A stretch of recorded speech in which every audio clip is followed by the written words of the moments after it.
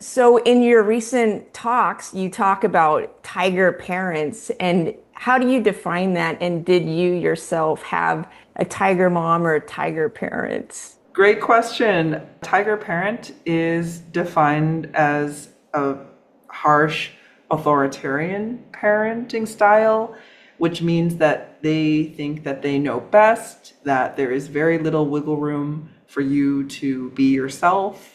It's about obedience, it's about high achievements and high expectations and lots of criticism. And indeed, I had tiger parents to break from the aftermath, the harmful effects that tiger parents can cause on one's mental health and entire health. I immigrated when I was 3 from China to America and was raised in the suburbs, mostly of New York. Hmm. And I think that does have somewhat of something to do with it because in that situation, you are trying to prove yourself through the achievements because you are underestimated. My parents had the experiences of having to fight extra hard for themselves. So they wanted to pass on those values to me. So I understood it came from a good place, but it is also culturally in Chinese culture and many other cultures where there is a lot of pride around one's status or image and the entire family's image as one whole collective unit rather than celebrating individuality. It's really about trying to pass on what they truly felt was the best way to live life. And that came from all the things that they may have gone through famine and poverty and wars and the instabilities of the Cultural Revolution, and just needing to develop that tough hardiness of working really hard and excelling because the weaker people were cut or didn't survive. Truly a survival of the fittest mentality. So my dad was from the north, Beijing, and my mom was from the south near Suzhou. But I think they were born in the 1960s, so they were catching the tail end of it. But I know their parents were impacted Hmm. by everything going on. But I know that when they were younger, they had told me they sometimes didn't have enough food to eat. And so they definitely went through a lot of hardships that thankfully I have never had to experience. You were born in China then and migrated here when you were 3 years old. Yes, essentially, they left me in China to be raised by my grandparents and aunts and uncles until I was about 3.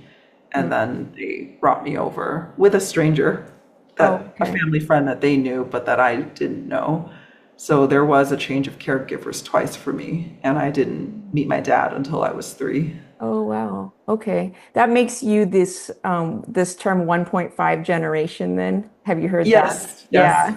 1.5 Gen. Does that have an effect? Do you think there's a difference there then that you were 1.5 generation versus being born here in the US after your parents had migrated? I mean, especially, I guess, that your story of, having other caretakers and being left with family until your parents could bring you here. I mean, that's of course, not just you, but that is a typical aspect of this kind of story as well for the 1.5 generation. Yeah, definitely. I think there is a difference. And I think for me, because of the way my parents raised me as well, in a very overprotective, sheltered way. For example, they never let me go out until I finished all my homework. And then they also said it's too dangerous to go out after dark. So it was the perfect system to keep me mostly at home, Mm. being a good student. And I learned to connect with people through AOL Instant Messenger and Mm-hmm. video games more so than actually going out into the world. So I truly don't even know New York or feel like I'm from New York. I have almost no recommendations for people when they go to New York. So I feel like I was raised, it may as well have been in China because Mm. it was all the Chinese values being constantly imposed on Yeah. me. And so were you raised speaking Mandarin then? Half and half. Yeah. When I was 12, my sister was born, and because she was born in the US and didn't really have the exposure that I did to Mandarin. They just started speaking English from there. But Oh, I was really felt really close to my roots, and I really was careful to preserve Mandarin and even taught myself how to read and write it because I wanted to learn. I was never sent to Chinese school, just sometimes some summers with relatives. But I always had an interest in languages, and especially my past too. I just feel like it would be embarrassing to not know Mandarin. that's so fantastic. I just have started Mandarin lessons. I just finished my lesson number 8, and I had taken Cantonese, which is my heritage. But it's so great to hear, that story because I'm middle-aged. I'm trying to learn Chinese. It's not really going to work that well. But to hear you that you were, I mean, of course you were born there, but that you didn't, I mean, plenty of people are born there and come here and reject their culture too, so that you didn't have that kind of, wanting to reject your culture or your parents, or maybe you did go through that, somewhat, but it didn't, affect you just rejecting it outright. And And I think also it, maybe you had a difference from your sister too, because she has this kind of different experience of being born later, being born here. yeah, absolutely. And I think it depends on the environment you grow up in too. You mentioned you grew up with mostly white peers. There were at least a few Asians at my school. Hmm. So growing up around them, because I think maybe if they were all white, I might have wanted to fit in more with them. But I don't think it personally would have changed for me because of the parents, the environment at home, and the amount of time I spent more so with my family than with my friends and Yeah. peers. I also moved every year or two until I was 10. So I Oh. don't have any of those old childhood friends that we grew up together since we were in diapers in, which I miss. I feel like partially missed out on, but it wasn't anyone's fault. It was just the jobs that Mm-hmm. made us need to move. And I'm grateful that at least from age 10, we settled in one place and that I did make some friends from back then. Mm. What work were your parents doing? Well, they were both doctors, but they had to start out with research jobs when Mm. they got to the US because it was quite hard for them to even get into the training programs. And they had an incredible story, truly.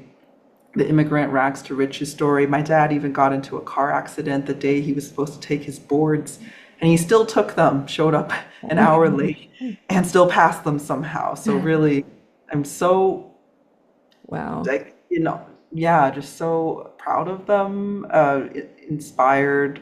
I do admire them a lot for how hard they've worked to make a new life where they didn't know anyone here Yeah. in a country that wasn't the most welcoming for them either. Yeah. And also just in, the different generational stories too of our parents where it's a different time period and context and different, point of resources. And so things are just a lot more, I mean, they were difficult then, but there was this potential to have that American dream or just this upward mobility that I think is more difficult now. And you have that comparison point. You said your parents were medical doctors. And, so that would lead me to ask you, like, you somehow chose also to choose a similar endeavor. My father was a math professor and I became, a sociology professor.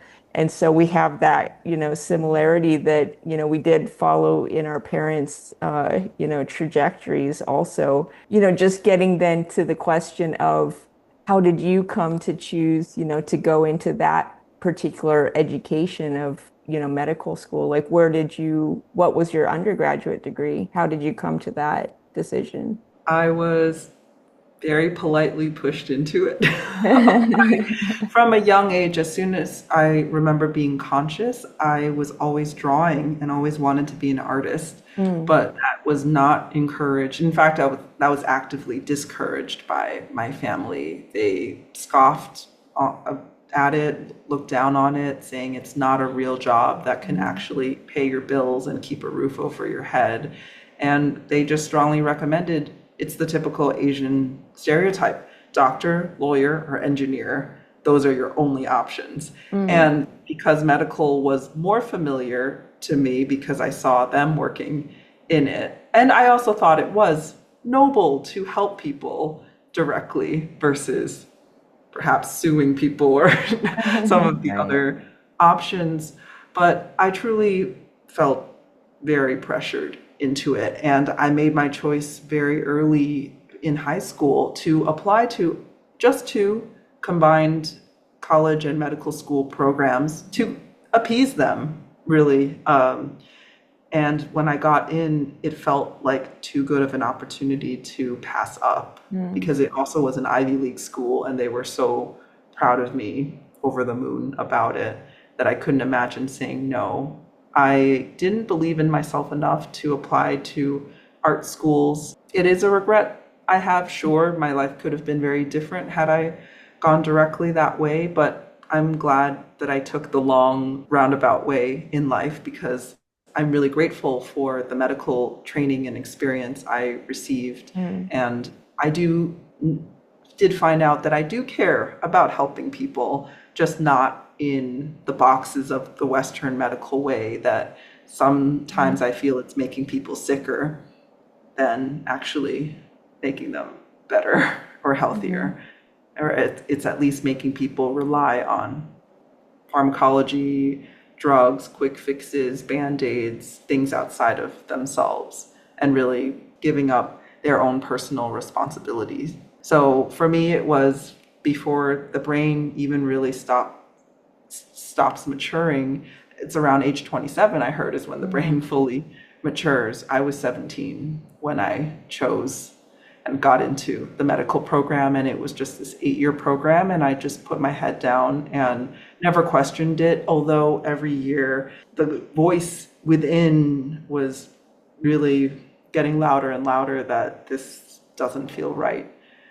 This just doesn't feel like a good fit for me or what I'm meant to be doing here. But I became very good at suppressing and denying myself because I think the way I was raised as well is to behave, be that obedient daughter, especially when you're the eldest daughter. You have the extra pressure of setting a good example for your siblings and your cousins and everyone else. I mean, everyone is your brother and sister in Chinese extended families. So I was the oldest of everyone, all my cousins. You say you got into this great program at age 17. So I imagine before age 17, must, are you doing extracurricular activities or extra things to get you to that point of getting into such a selective school? Yeah, all the time. Every day I would do one or two after school clubs and extracurriculars. My schedule was packed in Okay. typical tiger child fashion. Of course, I had piano lessons and I played sports and I was on the board for the art society and a literary magazine and captain of my badminton team and Okay. all these impressive things. But I truly think what got me in with that school was just showing them my artwork and my Mm. portfolio because not for any strategic reason. I just thought, like, I'm so proud of these things that I've created. And that program at Brown University was called the Program in Liberal Medical Education. So they really wanted to Okay. find and train and cultivate well-rounded doctors. Yeah. But I remember in the interview, they never even asked me why I wanted to be a doctor. Like they missed the most Mm. important fundamental question. But I think just the well-roundedness. And I truly enjoyed doing all of those. I'd always been a very curious person and I enjoyed trying all of those. And I enjoyed school and studying and learning various topics too. And I think it also helped being a people pleaser, it brought me so much joy to see my parents happy and also my teachers happy Mm. when I did well. But I did find a way to use art whenever I could in all the projects. I'd always just use it as an excuse to decorate and add art and go above and beyond. And the most I could express it in was my French class. And my French teacher loved that. I created like, board games even with my artwork that he asked to keep. School was quite fun for me up to that point, but it did use up a lot of my energy. Okay, so you were cool with all these extracurricular activities, like you were actively choosing that and enjoying that before 17. Yeah, I think so. And then this education, you're signing up at 17 for 8 years of hard study. And that's, like, yeah, you're saying what you had as part of your personality to be able to make that decision. And especially I'm guessing that people pleaser thing because 17, is, yeah, not the maturest age to make such a huge decision, a huge commitment, that you're going to spend just, the best time of your life, your youth, your, 17 to, the next 8 years, like that is a lot.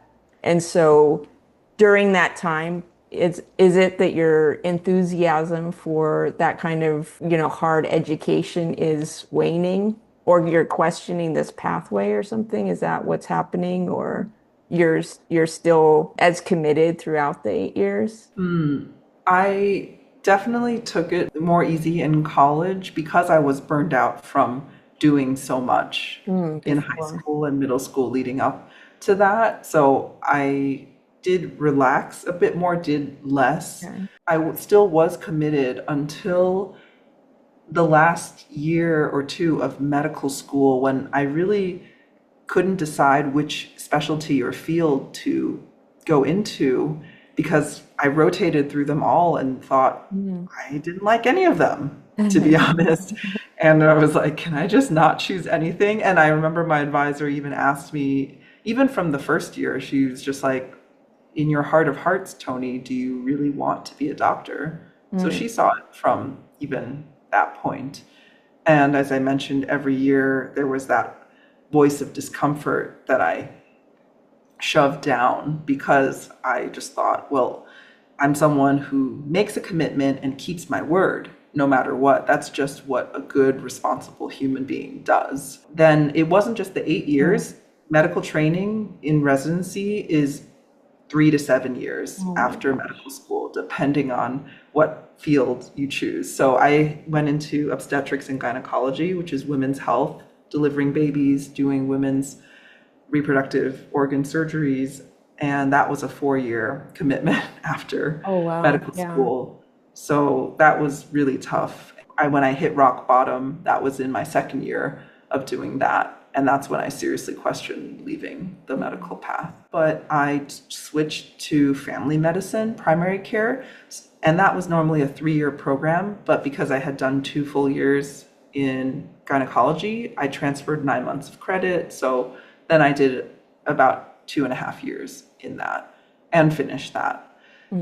Because the part of it too in obstetrics is I was really realizing the incredible weight and responsibility of being responsible for 2 lives and such a young life of a newborn baby as well. And I, as someone who was perfectionistic and really hard on myself, and I just knew that if any bad outcome happened, I would never be able to forgive myself. So I wanted to de-escalate and do a lower risk field, which I knew wouldn't really be a great fit for me, but it was better than gynecology. And so I thought this is tolerable. I can finish this because at that point, it's like I've already come so far. And if I just finish the training in another year or two, then at least I'll have the certificate, the degree, and the ability to practice if I want to, especially if the transition goes poorly into being an artist and I needed to, or I got into an accident, really needed to earn income, then at least I had a skill in my back pocket to do so. Yeah, for sure. Did you by chance end up taking out a lot of student loans or not? Oh, thankfully, my parents were willing to pay for the tuition, but I still feel like I owe them to pay them back for the medical school. So that is still weighing on me and over my head, but thankfully no interest that they haven't asked for either. Mhm. So I've been saving up and including that as part of my calculations as well on what I need to save for retirement and also to give it back to them because they've invested that and I'm not really using the medical degree. Mm. I teach sociology of race and ethnicity and, wrote my master's thesis on Asian American history. And it is just, this a common sentiment that you're describing of that, not just the tiger parenting, but just the sense of responsibility to, our parents. So you did complete your education though, but then did you enter into the profession after the end of that, or did you, I mean, you did in some way anyway, you continued the work, but what was that, transition after school? When I finally graduated residency, and I thought that was a good time to quit. And I intended to make it work, to leave it all behind and only go back if I absolutely needed to. That's when I started being a digital nomad and started traveling the world because I always had that curiosity about other cultures. I had done rotations and studied abroad, and I just thought, wow, the world is huge and so fascinating. And there's so much to learn from being out there. Why are people content just staying in the same town that Yeah. they've always been in? I just didn't understand that. So I thought, let me follow my heart and do that and figure it out. And I had wanted to teach English in Japan before because my style is Japanese anime manga art. Okay. And before medical school, I wanted to take a year or two off to do that. And while my school the program would have waited for me, my mom was very almost threatening, implying that I would be disowned if I didn't go straight into medical school or that I would be kicked out of the family and to not expect anything from them. And that sort of language did really scare me because she had actually locked me out when I came back just a bit after dark one time when I was 16. And so I just thought, okay, this woman means what she says. And for that, my dad had to fight and wrestle the door away from her. But there was a period of about, I think, 20 minutes where I really questioned, what am I going to do tonight? Because she basically said, if you like it so much out there with your friends, just stay out there. And I just thought, like, I don't even have my stuff or like, I don't even feel close enough to any friend to feel okay burdening them. I felt so abandoned and lost and rejected. It was awful. So I, since then, have lived in quite a bit of fear of my mom without realizing that that's not okay or healthy behavior, that I wasn't in the wrong. I think I overly blamed myself for things that were not my fault. And that pattern took me many years of personal development to unlearn. So I quit, traveled, tried to do art, tried to work online. I even tried travel blogging. But after only making a few $100s that year, I had saved up intentionally. I had lived very frugally my whole life from the immigrant mentality, because also when we grew up, my parents were researchers and when they were in medical trainees only get paid like 50,000 a year for the 80-hour weeks that we work. So that's less than minimum wage that we were making. And so I grew up with very little. And so it was easy for me to be a minimalist and be frugal and save up. And so after that happened, I thought, okay, maybe I could try to do medicine part-time. That there were some travel doctor jobs where it would just be a 3-month commitment and I'm in to replace someone who's out on maternity leave usually and just or help out during a busy time, and maybe that would work out. So I tried that at Columbia University in New York City. It was a student health clinic, and surprisingly it wasn't as bad as I thought it was going to be. I actually really enjoyed impacting young people, having a chance to teach them about their bodies, about proper sex education, dispel a lot of the myths that they pick up from their peers or media, And it was to the point where I thought about maybe I could see myself working here full time, but not for the rest of my life. It still was exhausting for many of the other reasons that I left medicine. But then COVID hit and the students were all sent home and they laid me off. And I thought, it's okay. That's not really my ideal job or field anyway. But it was really great to learn that about myself and like really realizing that I really am passionate about being a teacher and educator for really helping young lives and helping people start off life on the right foot before they develop more relationships and experiences that could really traumatize them, because I've met so many, even by that young age, who have experienced abusive relationships, not just from their families, but from their partners as well. So I think everything that I've tried has helped me learn even more about myself and what I'm passionate about. And I think everything's truly been a blessing looking back. So after that, I did telehealth for a bit because a recruiter asked me to be a part of this new virtualist program because they were rolling that out for the pandemic. I tried that for a year as well, and it was okay, but still not ideal. And so when they laid me off because they didn't have enough people interested in having a virtual doctor, because there were limitations. You can't do certain parts of the exam, you can't even connect on the face-to-face level. I was also glad to be out of that. And since then, I have not really seen patients or practiced. That was in 2022.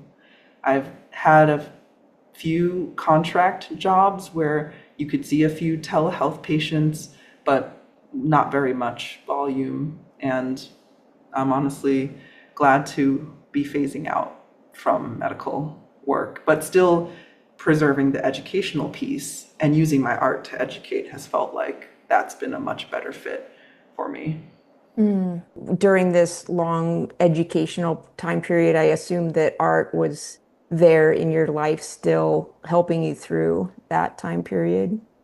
Were you It still fine? actually No? wasn't. Oh, No, I kind okay. of set the art aside thinking, oh, this is just of my childhood. It's time to grow up and be a Mm, real adult. And I mean, I just was in such survival mode that I felt like my creativity had died. And even deciding to go really pursue being an artist, it was really hard still to, because I felt like I had writer's block and artist block and what mm. do I even produce? But I know I have at least one long-term idea for a comic book series that I am working on and still have not published, though it's been 5 years since I first started it. But I have the outline written, and that is on my bucket list. I will publish it no matter if it needs to be self-published or if people hate it. It still is something that I would find to be really gratifying and a legacy I would want to leave behind. It's funny that the thought of that excites me and gives me so much more gratification than the thought of saving lives or anything like that. I think that really highlights what truly matters to you. Is that a book about the medical education you received or a different topic? No, that book is just a creative fiction Okay. with characters that were based on experiences I've had loosely. It's about a high school setting, a group of people trying to create a badminton team and club. Mm, And because I had worked for almost 8 years trying to create a badminton team for my college, which was in New England and small and didn't have much interest. People also underestimated badminton. They just thought it's mhm. an easy backyard sport. How can this actually be a good exercise even? But intense competitive badminton is something else entirely. And so in this club, it's really, they were trying very unconventional ways to recruit people, and they end up recruiting all of not the rejects of the school, but Mm, the weird, the quirky people misfits. And then those people each have their own individual things that they've been grappling with, like body image issues, bullying, eating disorders, gender identities and orientation and coming out, all these things that I don't feel like are talked about enough for teenagers, and really in an indirect way bringing awareness to those issues, and then offering them support, because the badminton club ends up being a place where they may for the first time experience that unconditional love that can be life-changing, and you can just be yourself, and you have people who can see you for who you truly are and appreciate you, because that's really what I've craved for so long in my life, and that I never received from my family. And still now, I haven't, but I've learned to be so strong in giving that love and positive regard to myself, and finding people who, soul family, chosen family, and communities that can fulfill those needs, and to share that with others too. And I think it's been really healing. During your education, you mentioned being able to travel abroad for part of your education, but of course you're really grounded then studying and not able to travel, I'm imagining. How did you then, I mean, where did you go for your study abroad? Was that the kind of the impetus to become a digital nomad, or where did that transition to the digital nomad lifestyle happen? Like, did you know about digital nomadism before you became one, or you just became one and then discovered that there's other people doing that lifestyle? I think I knew about it just from random blogs I stumbled upon just a few months, maybe, or a few years before I became one Okay, like myself. is that Because I during like saw, COVID or something? no, that was before. I Or started okay. nomading in late 2018. Oh, okay. And I just remembered coming across people's blogs where they're just traveling full time and they're working online. And I just thought, that sounds like the best way to live life, because a lot of times we just don't have enough vacation. I mean, I wasn't satisfied with just 3 weeks of vacation Yeah. each year, because I want to use some of that to see my loved ones and rest and relax. So I pretty much only got 1 week of travel in with that when I was working. But when I studied abroad, I spent a summer in Japan because I wanted that exposure to the comic book Yeah. culture, and also loved the language and really wanted to improve my Japanese. And I rotated through hospitals in Taiwan and Japan, Okay. and also spent a summer in Hangzhou near Shanghai, China, learning actually traditional medicine, traditional Chinese medicine, herbal medicine, acupuncture, Hmm. and those techniques too. And so these were all a few months long, and I really enjoyed it. It felt like I was really able to immerse more deeply in the culture and feel like a local instead of a tourist. And then when I heard people were doing that, I was like, great, I would love to just be able to work online and have the freedom to be where I wanted. Not necessarily, I wasn't sure how frequently I would travel, but when I started, I wanted to see all the countries. I thought I will spend at least 1 to 3 months in every single country, because I truly want to understand the people there. And as I've now been 7 years of digital nomading, I have found that there are challenges to it. As with anything, there are challenges to every lifestyle. And so I've slowed down my travels. Now I'm more of a slow mad, as I would say, spending 3 months usually, but at least 1 to 3 months.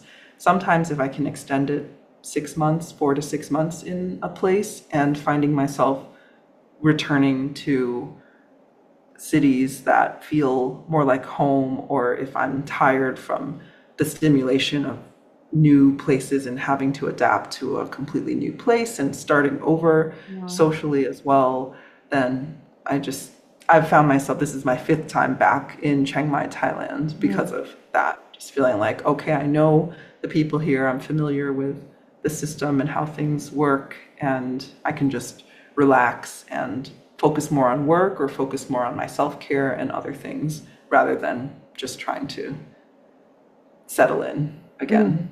That's an incredible time period, like 7 years of being a digital nomad. So how's Mhm. it been? Like, what are your biggest kind of takeaways over 7 years of digital nomading and having a remote career as well? Like, that's not easy to maintain either. Yeah, thank you. So many lessons. Well, first on running my own business, being a freelancer and using my old degrees and past in an unconventional way. It's been challenging. It's been, I think entrepreneurship is one of the hardest things that people can do because there's no set path or structure to follow. I have hired business coaches and programs and tried out their systems, but they haven't quite resonated or worked for me because I think each person is so unique and you have to find out what workflow and what structure and system works for you.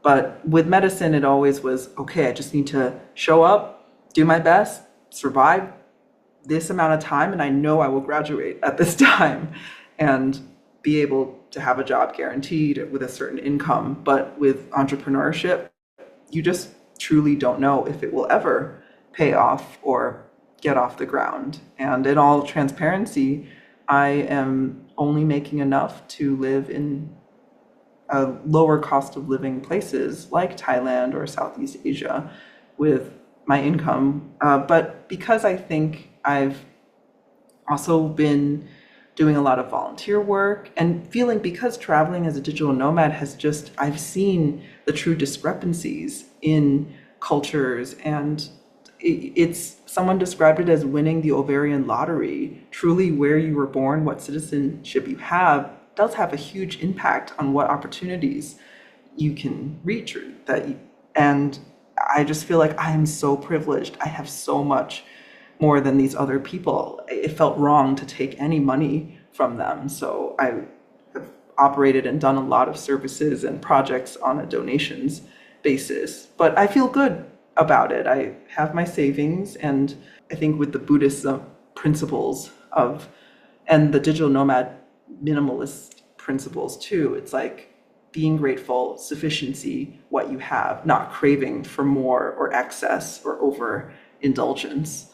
So entrepreneurship has been a lot of learning to put myself out there, advocate for myself, because I've just been an introvert my whole life and really never had to find clients to serve or patients to serve. Other people did that for me. But as an entrepreneur, I had to wear all the hats and learn all that. But it's truly been such a creative process, and I am so grateful to be doing it and to be able to evolve and take on new projects and really go wherever my heart leads me. And I've done so many things, and I'm proud of all the things that I have tried, hosted events, done classes, done coaching one-on-one and with groups, published my book, working on my art manga book, illustrated children's books, and now I'm hosting in-person retreats and co-livings for nomads and just building communities. So that's for the career part, my lessons. For the digital nomad part, as I mentioned, there are challenges to everything. I would say one of them has been maybe because I am an introvert and I really value deep, meaningful conversations. I think I learned about myself that I am a neurodivergent person and highly sensitive person, maybe undiagnosed ADHD, OCD, all these other. I have a neurospicy brain. And so I connect with people not in a conventional way. I would think there are some times that I feel like, wow, yeah, I really click with this person. And there's this sense of familiarity because of our similar experiences. And I really value those kinds of connections because I also feel like though they really are mirrors, we're mirrors for each other, and we're really able to reach a deeper level of growth for ourselves in that way. And it's been hard. I think a lot of digital nomads are not, they might be running away from themselves in some ways and not willing to go to that depth that I crave. So I some of my closest friends now are not nomads anymore, or maybe they never were. But I've learned it's to cultivate the community that's location independent as well. But especially after the pandemic, I did miss a lot of in-person activities, just being able to connect with someone and look and have the same experience together versus we've done a lot of great virtual events, even things like cooking the same meal together or exploring a virtual museum together. But I've really been craving the in-person Yeah. community and that stability, but I'm not at the point where I want to give up traveling forever and just settle in one place. And I think it's possible to have both. That's why I'm trying to cultivate the nomadic communities. I think, or a tribe that they're flexible, because I am quite flexible. If I have my family to travel with, I would love to explore the world together with them. I've found a digital nomad group that they are based in Canada for half the year and they explore new countries together the other half of the year. So a semi-nomadic lifestyle. And so I'm trying to build that for myself, or perhaps I'm open to having 2 or 3 home bases around the world to keep coming back to. So I think it's really the loneliness that is not talked about enough. Yeah.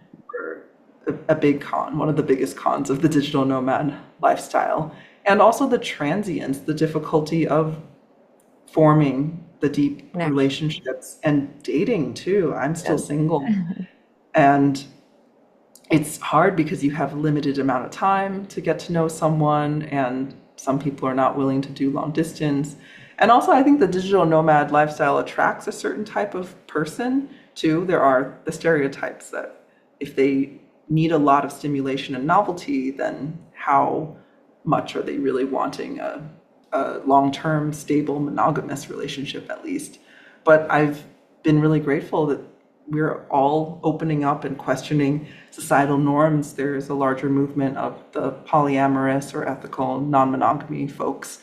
I don't think that's for me. Still just, I'm hard enough to connect with just one person, let alone more than one. But a lot of digital nomads are into that. And also the child-free lifestyle and movement as well. And I'm still traditional in wanting children, but I would want to homeschool, or it's called world schooling them by taking them to different cultures and having them learn from real life experience, not just from the books, which I think is wonderful because the traditional education system, I think, can squash kids' love of learning and their natural curiosity and creating this external rewards-based systems. And I really would hope to educate and nurture my kids and instill that curiosity and love of learning for learning's sake and the internal motivation for them. Yeah, I've been researching digital nomads since my last sabbatical. I just had a sabbatical now, but starting perhaps around 2017, I've explored, these folks and interviewed them and been able to travel myself, just having more of an academic schedule where I can travel during the summer and winter. And so you're mentioning these themes that they've all mentioned, like, of course, they all mentioned that the possibility that they could have children and that they could educate, homeschool, or world school. But the folks that I did interview, which is around 40 folks, they didn't have children. And so only one person had grown children. And then I would like to do more of a longitudinal study of the community too, to see, questions like how long does it really last? I definitely know a few folks that are still traveling, but a lot of folks might just, settle down because that's what life does to you. Something's going to happen that kind of grounds you. Like maybe you get a particular job, you ill a relationship, like you mentioned, maybe your parents are elderly and they're ill, they need you there, or just any kind of connection to people. But, they did mention loneliness for sure, difficulty dating. Even if you're a digital nomad, of course you might date people that are grounded somewhere, but you also might date someone that's a nomad, but maybe who says you want to go to the same places, maybe you want to Yeah. float to different places or you have different traveling styles and stuff. But just recently where I met you, and yeah, I guess we should also mention we met at Asian Wonder Woman, their second annual conference. And this was such a fantastic event because it was particularly targeting Asian women who do have an interest in traveling. I think previously you were a speaker at the event. You can mention that, but Mhm. that's how you and I intersected at this group. And it was so fantastic because it's Asian women in particular who are traveling. And so in the larger digital nomad community, just the stuff online that you see is more oriented towards a white, perhaps male audience, but my interviewees were actually more women and were more, queer and stuff like that, but very white. And so I'm interested in just as women of color in particular traveling because we have a different experience. And when you're traveling versus like the tourism industry at large is kind of Mhm. marketing at the mainstream level to a white family. And so if you're like a black, person, African American traveling, you have to kind of think about different layers of stuff happening, like racism in the place. If you're an LGBTQ, individual, if you're an LGBTQ couple, like certain places are downright dangerous, or at least very hostile.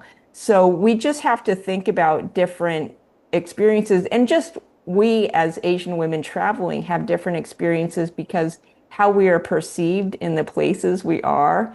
And so I Mhm. was just traveling in Southeast Asia. That's where I met you. Our conference was in Singapore where we connected. And now you have gone to the Philippines, you went to Cambodia, and now you're back in Thailand. And so just, is there something different about being an Asian woman traveling compared to the larger kind of digital nomad community that you may or may not interact with, on a certain levels? I Great don't know how question. involved you are in that kind of digital nomad community. Not as much before. I was pretty solitary, booking my own Airbnbs and interacting more with the locals or long-term expats in the meetups and activities I went to. But recently I was thinking maybe it's best to try to find nomadic friends or people who are able to, we're able to sync up potentially. Yeah. So for me as an Asian woman, I mean, I would say one of the differences is like I at least blend in more in Asian countries. Some people speak the local language with me, thinking I'm a local, and then I'm like, ah, sorry, only don't know, only know a few words. And I think it makes me less of a target for scams, kidnappings. I just yesterday had a conversation with a white male nomad who said he got robbed as soon as he got off the plane in South Africa. And so I just am grateful. That makes me grateful to be able to blend in a bit more. But also, I haven't traveled to Latin America yet in Mm. my nomading. I've been to Europe, I went to Morocco and Africa, and then when I got to Asia, I just felt so comfortable here, but also I was pretty tired from nomading that I just have hung around Asia mostly. But also there's still so much to explore here Yeah. too. So I don't think I can comment too much on all the countries, but I think that is one difference. And I think that there's also stereotypes and assumptions. I would say as an Asian woman, at least when I was in the West, just interacting, and I think of this in the context of going on dates, that they just assume that I would be more quiet or submissive or perhaps easier to push my boundaries. I don't know. I didn't feel as respected as I feel like I should have been. That's been one experience that I've had, but I thankfully didn't experience that sort of discrimination in my job fields and my interviews as Mm. much, or maybe it wasn't as apparent because it wasn't that I could see how they treated other interviewees at the time. But I am grateful that I've not had any truly horror stories while traveling, like nothing truly dangerous in the 7 years, not to the extent that I've heard other people have Mm. with kidnapping, having to negotiate their own Oh ransoms. my gosh. One of them mentioned for Cambodia. Yeah. I guess also ideologically, you mentioned just the tiger parenting background and you mentioned collectivist kind of culture. Just traveling, being a digital nomad is for you, for yourself, really centering yourself and what you want to do. And so that could be a bit in opposition of, our Asian backgrounds, collectivist, be there for your parents, be there for your family, be responsible, get this expected job and stuff. But Yeah. Don't have too much fun. yeah, fun, yeah. And so that could be also another difference for us traveling is just that kind of centering of your own pleasure, really. Yeah, and I feel like I haven't allowed myself to have enough fun for some of the years. When I first started traveling, I was just so focused on the career change, Mhm. making it work, and I just saw the traveling as a secondary goal. I didn't really allow myself to have all the experiences that I truly wanted to in each country because I felt no, they're too expensive, or I should be working most of the days. My family just looks at me and assumes I'm out having fun and playing all the Right. time. But if they Right. looked at my schedule and how hard I'm actually remote working, it's still like 5 days a week. Like definitely Yeah. at least still 40 hours, sometimes more, sometimes it was 60 hours, but at least it's joyful work for me. Like I'm really doing Right. something that I'm passionate about, and it sometimes doesn't feel like work. So I suppose it's like blurring the lines between work and play, that I think we all deserve that. We deserve that kind of joy and gratification in our career because it takes up so much of our waking hours. I think that humans are not machines. We're not meant to be productive all the time. And it's quite toxic that certain cultures really overglorify working. And then you see other cultures where it's like, okay, work is work, but Yeah. life is meant to be enjoyed and experienced, and just a more balanced life. And people are just content with what they have, and they're not trying to chase more money or work more hours so they can have more things that Yeah. don't really even add to their quality of life that much. Yeah, there's just a lot of background ideologies that are influencing us. This kind of Asian culture is one of overwork, and you mentioned being in Japan, and we know about Japan's just relentless hours that people work, and that there are, pushback movements in China, in Japan Mhm. towards this lifestyle. But and then our immigrant parents, I mean, they were really in a time period of just trying to find security really in their professions, have a house, those kinds of signaling, those kinds of factors that signify that you've, made it. But things are changing, and so we also need to be forward thinking, future thinking, and understand how things are changing, how things are different for our parents, even though we're in the same professions. Our institutions are changing. The political chaos that we are embedded with, and just globally, these changes, and then our kind of position in this changing world, because it was amazing to be in Southeast Asia, thinking about ASEAN countries, thinking about BRICS, thinking about the US and these China battles, and that we're Chinese Americans, we're kind of between that. And so, Mhm. I mean, you've mentioned so many points, and I could just, talk to you for hours, and I hope to, talk to you in the future. But just kind of, winding down and thinking about the future, I think about, younger people, because I'm a college professor, I'm teaching people that are 20 years old, and we're trying to just tell them, what insights we can provide them for their future. In the future, the security is just not guaranteed. It's not a secure future. And then we have folks that want to be digital nomads. They see that the world is not secure. They want to enjoy, and they were made these promises that society isn't delivering, that you get a college education, that you're going to have a decent job. I mean, the future, the tech oligarchs want to give all the employment to the robots. And so what in this kind of overreaching thing of people who, and artists, of course, like, you're a passionate artist, and people that have that passion for art, like, overall, I guess, just, the lessons you've learned in your own life, what would you say to, younger people? Yeah, wow. And you I do, like that's, what you're doing is these workshops and these educations.